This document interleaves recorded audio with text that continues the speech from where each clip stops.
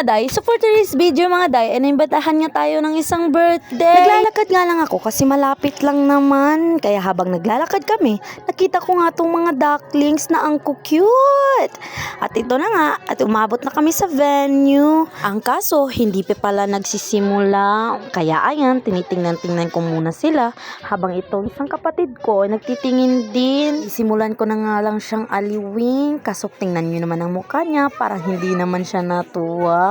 Kaya ayan, nilagay ko muna siya sa lupa upang maaliw naman ng kaunti kasi ang tagal. Kaya ayan, patakbo-takbo siya sa labas at nakakita ako ng isang napaka-cute na pusa. Kaya pinuntahan namin. At di ko na malaya na nagbibigayan na pala. Hay, nako.